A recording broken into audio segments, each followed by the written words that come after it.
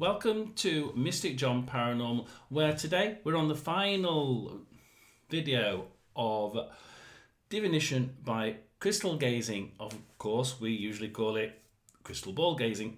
So we're looking at crystal balls and we're trying to get you through the process of being able to read crystal balls. However, we've done the important bit way back, a really important part, which was the risk management of all this. We really don't want you opening portals and then suddenly leaving them open and possibly creating a portal to the evil world. So let's not create too many of those portals. Let's try and keep you safe, guys and girls, and make sure we've listened to that and understood it really well.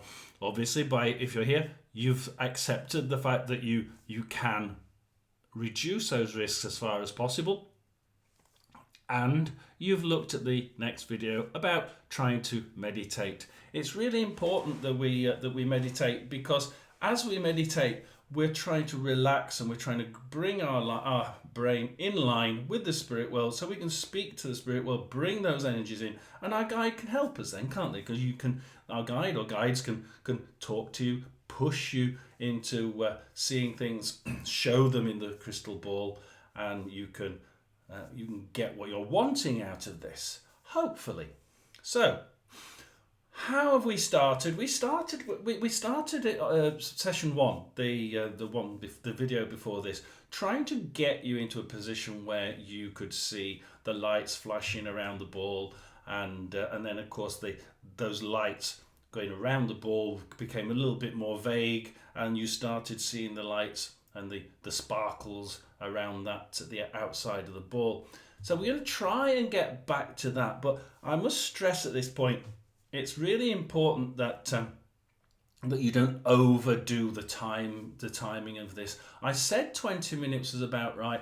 At the beginning, we're trying to just get to that point of the lights going around the ball and the sparkles coming from it. However, when you have, quite often you get this immense feeling of relaxation and calmness, and often people are so reluctant to get rid of this and stop the session, because we're going over 20 minutes, that they carry on. And it's really important that we don't go too far.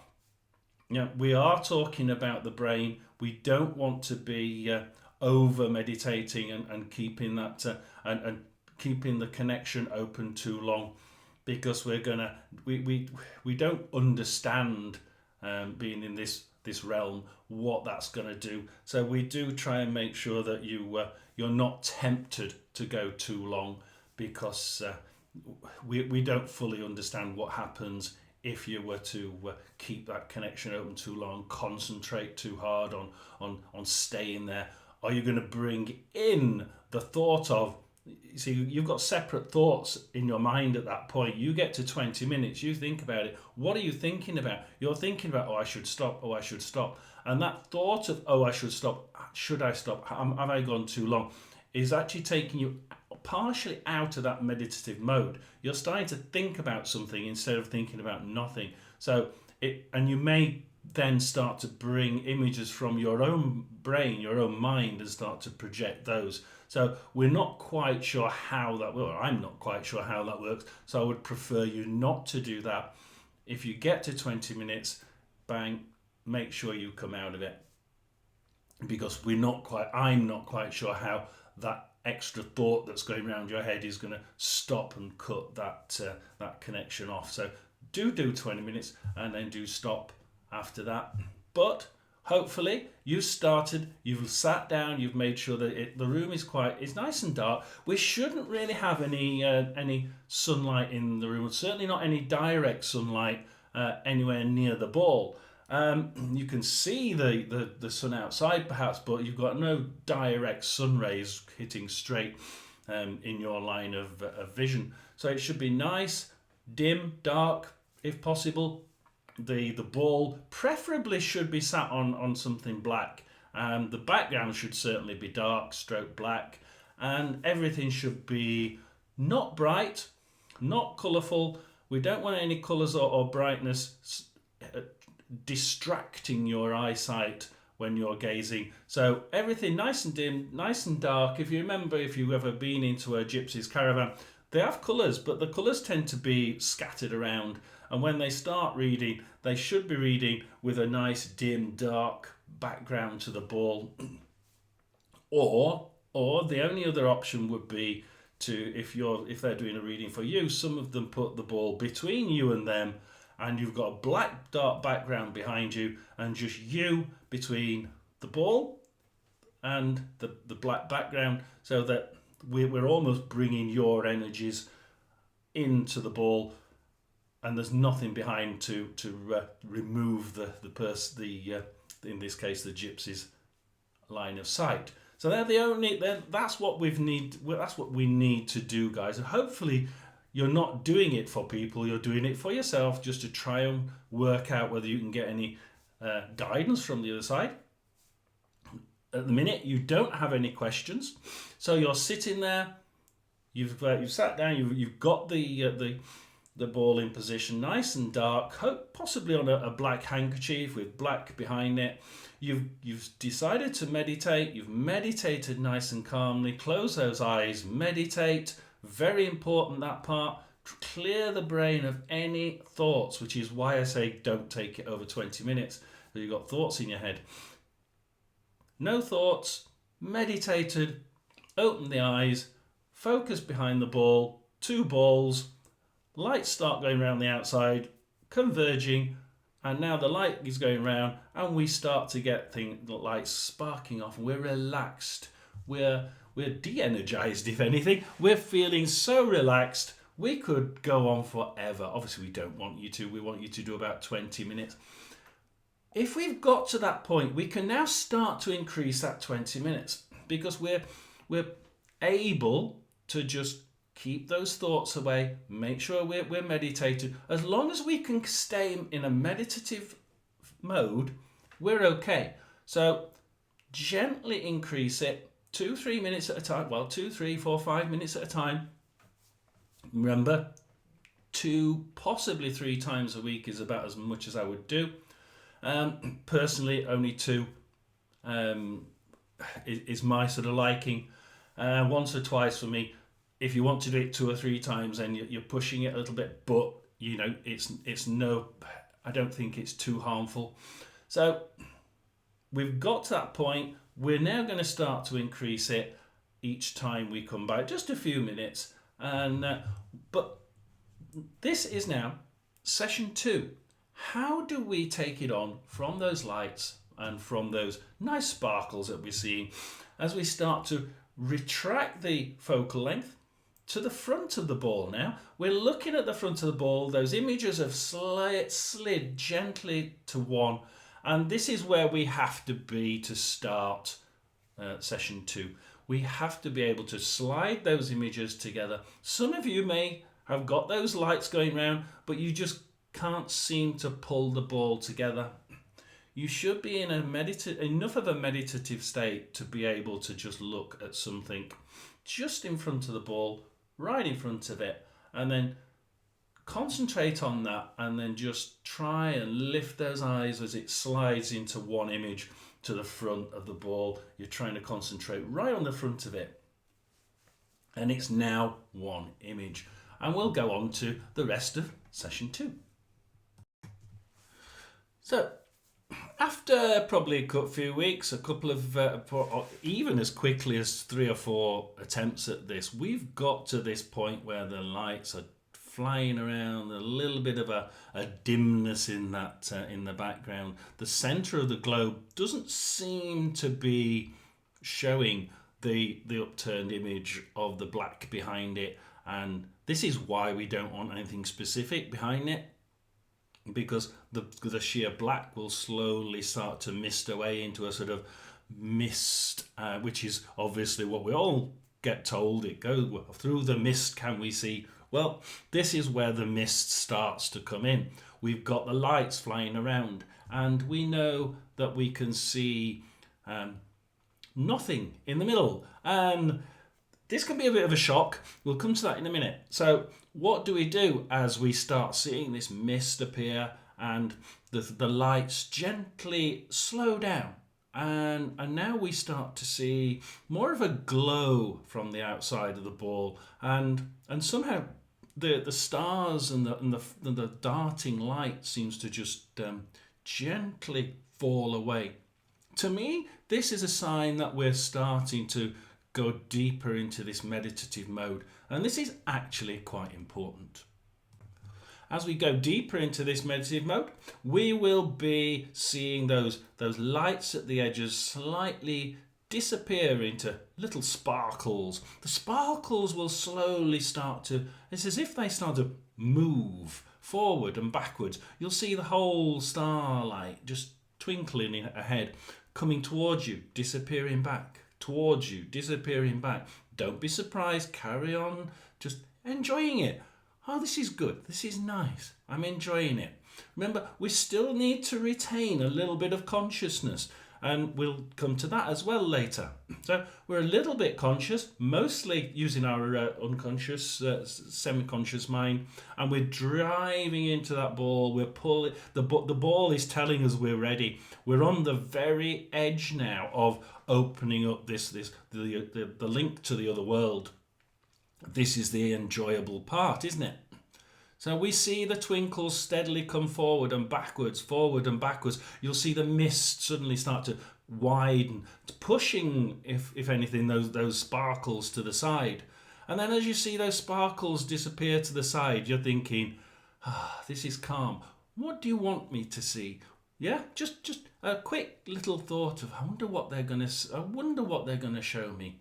And that's okay, as long as you don't carry on asking them lots of questions, because as soon as you start asking questions, physically, you're taking yourself out of that mode, and you then have to put the ball away and give it up for a day or two. So do remember, if at any point you start thinking things too much and it just seems to stop doing what it was doing, or you get shocked and think, oh, what am I seeing? I'm seeing something. Oh my God. You have to quit slowly. Bring yourself out of that meditative mode. Close your eyes. Bring yourself out. Shake yourself off a bit. Thank the spirit. Tell them to close the portal. And you wrap the ball up in black and you put it away in the dark, with possibly with other crystals, and you come back to it. So that's what I was saying earlier. If you get shocked, if you start thinking things, then like, should I go another 5 minutes? Then you close it down properly, and you close the portal properly, and you go and put the ball away, and you can't come back for a day or two. So don't try and overdo this. So we've not done that. We've seen the mist come up, and we've seen ourselves thinking, I wonder what they want to show me. Nice and calmly, and then just watch as the mist starts to hopefully turn a sort of greenish or reddish colour. Sometimes they sort of alternate a little bit, green, red, and it seems to be trying to get into place for this mystic blue to come in. Now, just remember that we're not thinking, where's the blue? As soon as we start thinking that, we have to put it away. So don't think, don't expect, just sit and watch. We know what we're thinking is going to happen, but the first time it happens, we don't want it to be a shock, and we don't want to be thinking, yes, I've got there. We want to just let it happen. So if it does, and it should do, you're not shocked, you're intrigued, if anything. So we see the red and the blue, hopefully the red and the green, hopefully the red takes over, and again you start seeing the red, even the ball moving towards you and backwards, and this is because you're deeper and deeper into that meditative mode, and you're now probably about as far, you're almost asleep, and this is where we want you to be. This is almost like a dream world. It's helping you. This used to be a scrying technique. Back in the day, there used to be pieces of crystal, and crystal gazing was bits of crystal, not a ball. And they used to scry using the crystal, and basically they'd be taking themselves into sleep. And now what we're doing here, as the red mist starts to glide forward and backwards, you'll slowly start to see the edges of that ball. You know that white edge that shone so brightly. This is being pushed back now, and it's starting to disappear. So we have the crystal edge disappearing, almost not able to see the edge of the ball. Now the reason for that is because we're concentrating on relaxing. All we're seeing is this mist, this red mist started to slide out, and it's pushing away the outer edge of the ball, because it seems to just glide forward, cover it up, glide back. The whole ball comes in and glides back, and then you'll see the most important part: the blue haze just fill the air, and it's almost like it's just taken over between you and the ball. So this is your sight changing. We're not seeing. And this is what people think. They think they see things in the ball. And these people who go on and say, "Oh, I can," they show you the ball on the internet, and you're like, "Oh yes, I can see a such and such in the ball." No, there's too many things behind it. Total false, total fake, and the image isn't in the ball anyway. And it's only the reader that can see it, because the ball has helped you get in a state of almost sleep. That's what the ball is actually doing, guys and girls. It's stopping you from thinking. It's slowing the brain waves down. It's getting you to fall asleep, almost. So you're there, not quite thinking nothing. You've still got to keep a little bit of a part of that frontal lobe. Get that brain just get the conscious part thinking a little bit, because you can fall asleep and you'll wake up. Okay, not a good idea. You do need to be able to bring yourself out of it. So always have that ability to just think, window, think, and then just clear it out. Just make sure that as you drop asleep, partially, we're looking at things. I'm in control. Make sure you're in control. I don't like people meditating so much that they fall asleep. I personally don't think it's a good idea. Other people think it's okay. Meditation is really good for helping for helping you sleep, and I'm sure it's right. But for crystal ball gazing, at least, I'm not quite sure it's a great idea, because you're going to be leaving that portal open, and while you're asleep, I'd rather you not. So make sure you keep a tiny bit of that frontal conscious mind still awake, and it's good for later on as well. So we're sort of 95% just meditated using the subconscious, and we see the blue haze slip between you and the ball. Your entire vision, if you're looking at this now, the entire vision here would be slightly offset. So it would be all hazed blue. Now that hazed blue is a really important part, and this is where people tend to get shocked, because this is where your guide or the spirit world will come in and start to give you an image. Now, remember what I've just said. If you're doing it for someone, and it may be your first time, second time, you've got somebody behind the ball, black dark background behind them, that they disappear. Because this blue haze is between you and the ball. The person you're reading for is behind that. You're now seeing them all haze out in the background. Even the dark black background is replaced by this blue haze, and you start to sort of really relax now. This is probably the deepest part of relaxation that you've ever been in, guys and girls, before you go to sleep. And you're making sure by just looking at the edges. Yeah, I can see things. I'm okay. I know what's happening. What do you want to tell me? What do you want to show me? A nice gentle voice. Lower the tones and think the words.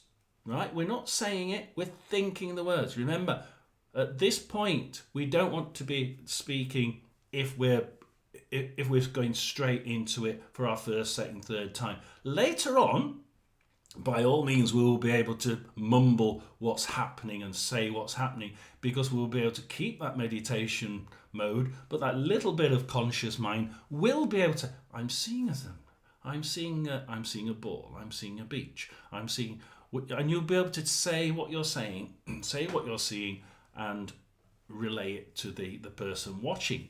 However, remember, they've got to stay quiet, because as soon as they start speaking, they will have something, you'll break that connection between you and the spirit world. So they stay there, they listen, you go through what you're seeing, you come out of the meditative mode, and you can close the session down, ask your spirit guide to close the portal, and you can then start to ask them what they thought of it.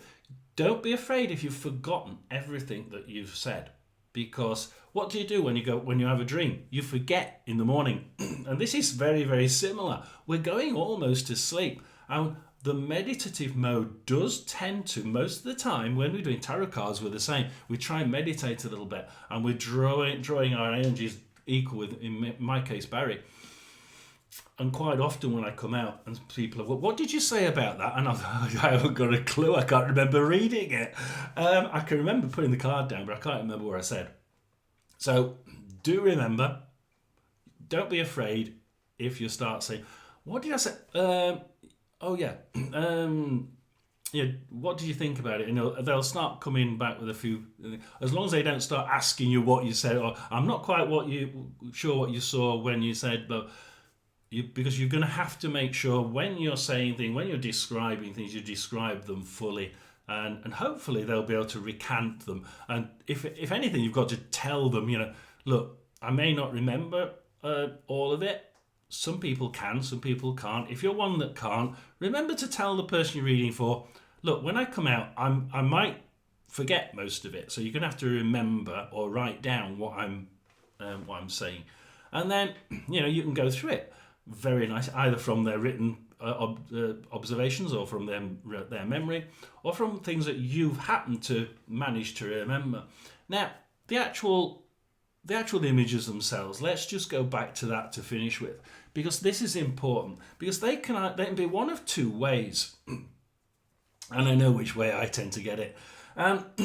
They can be symbolic.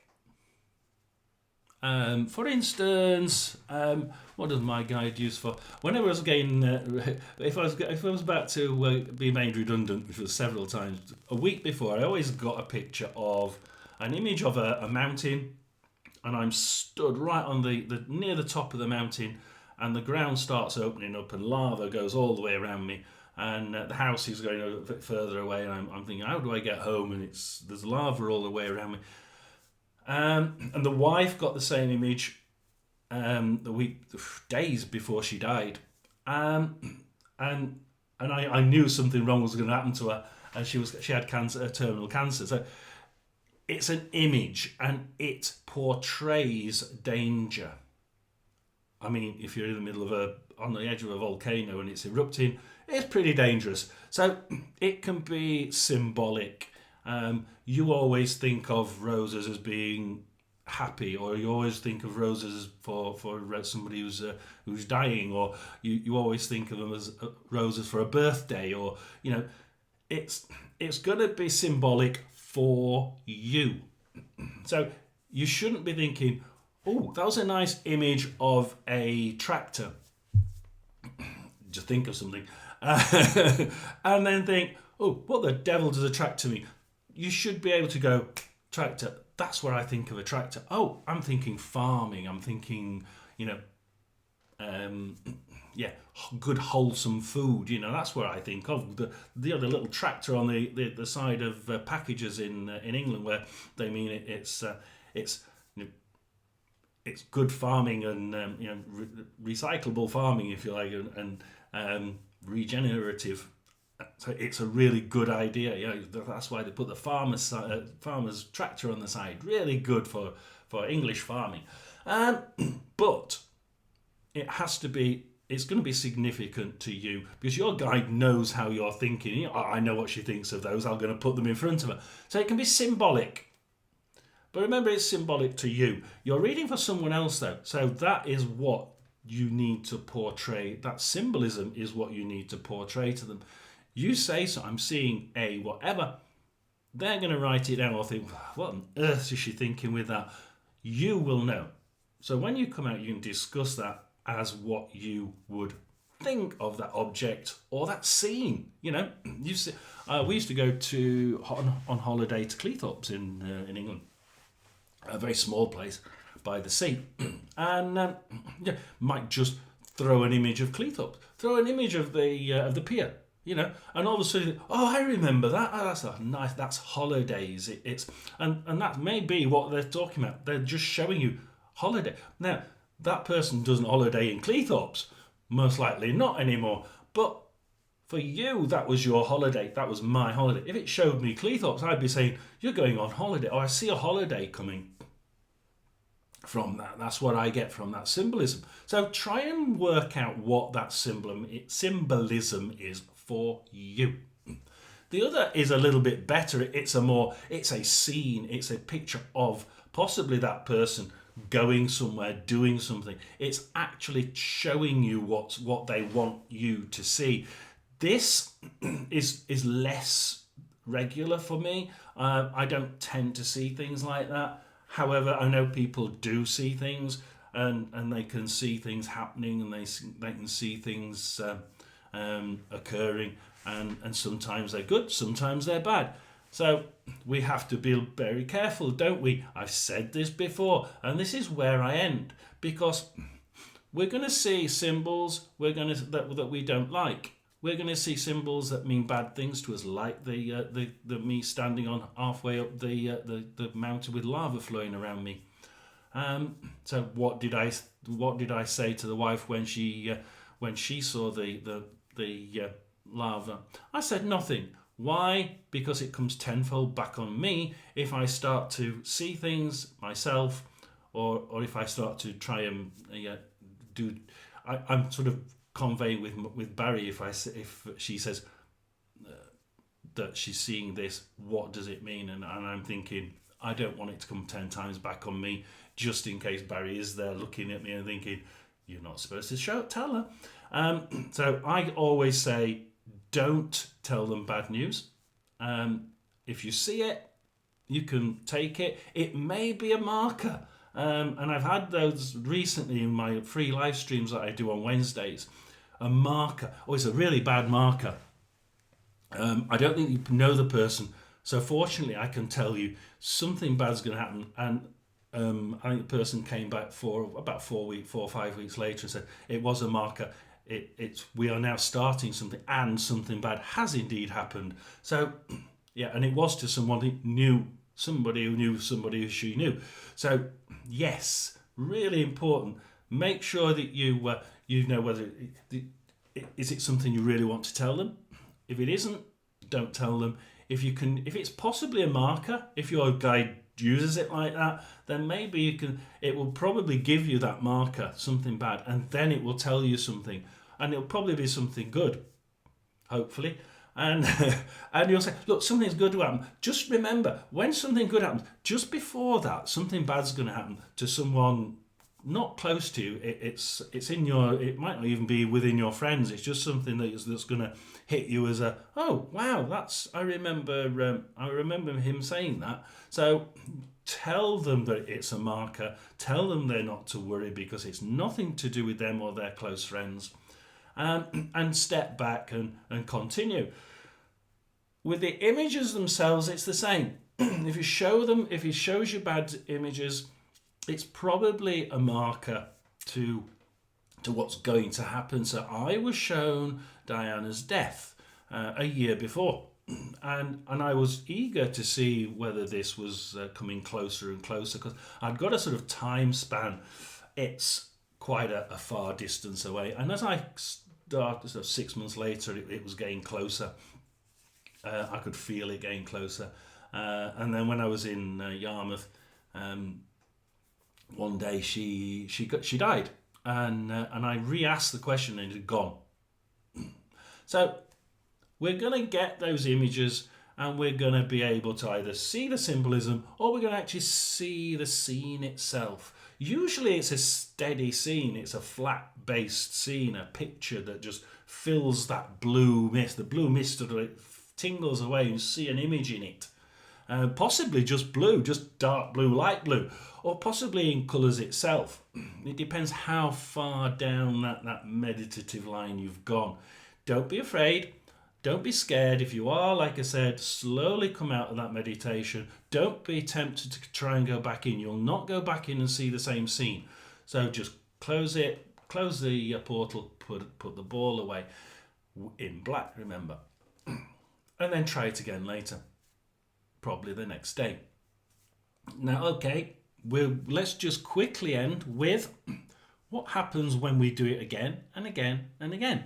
Well, remember, you've got a little bit of your conscious mind in there. We're trying to draw that conscious mind. We're trying to make sure that conscious part of your mind can still just think. Just think. It's a bit like me when I'm in sleep. When I'm in sleep mode and they start showing me images, I can think this is a dream.